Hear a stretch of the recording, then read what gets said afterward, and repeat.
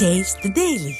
கடலூர் மாவட்டம் புவனகிரி அருகே விநாயகபுரம் கருப்பசாமி கோவிலில் ஆடி அமாவாசையை முன்னிட்டு 5001 பால்குட ஊர்வலம் நடைபெற்றது. உலக நன்மை வேண்டி 5001 ஆண் பெண் பக்தர்கள் இணைந்து தாரை தப்பட்டை முழங்க வேப்பிலையால் அலங்கரிக்கப்பட்ட பால்குடத்தை தலையில் சுமந்து சுமார் 2 கிலோமீட்டர் ஊர்வலம் சென்றனர். தொடர்ந்து கருப்பசாமிக்கு பாலாபிஷேகம் செய்யப்பட்டு சிறப்பு ஆராதனைகள் நடைபெற்றன. இந்த நிகழ்வில் சுற்றுவட்டார பகுதிகளைச் சேர்ந்த ஏராளமான பக்தர்கள் கலந்து கொண்டு சுவாமி தரிசனம் செய்தனர்.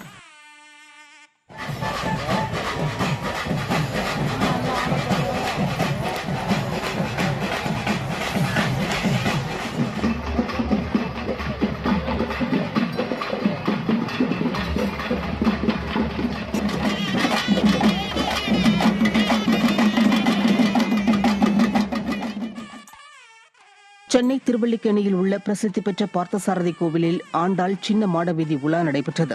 ஆடி அமாவாசையை முன்னிட்டு பார்த்தசாரதி பெருமாள் மற்றும் ஆண்டாளுக்கு சிறப்பு அபிஷேக ஆராதனைகள் நடைபெற்றதை தொடர்ந்து ஆண்டாள் பல்லக்கில் கோவிலை சுற்றி வலம் வரும் நிகழ்வு நடைபெற்றது. இந்த நிகழ்வில் ஏராளமான பக்தர்கள் கலந்து கொண்டு ஆண்டாளை தரிசனம் செய்தனர். தூத்துக்குடியில் உள்ள பிரசித்தி பெற்ற பனிமய மாதா பேராலய 442வது ஆண்டு திருவிழா வெகு சிறப்பாக நடைபெற்றது. திருவிழாவின் 9ஆம் நாள் நிகழ்ச்சியில் மின் விளக்குகளால் அலங்கரிக்கப்பட்ட சப்பரத்தில் மலர் மாலைகள் அணிவிக்கப்பட்டு மாதா எழுந்தருளி பக்தர்களுக்கு காட்சியளித்தார். இதில் ஆயிரக்கணக்கான பக்தர்கள் கலந்து கொண்டு மாதாவை தரிசனம் செய்தனர்.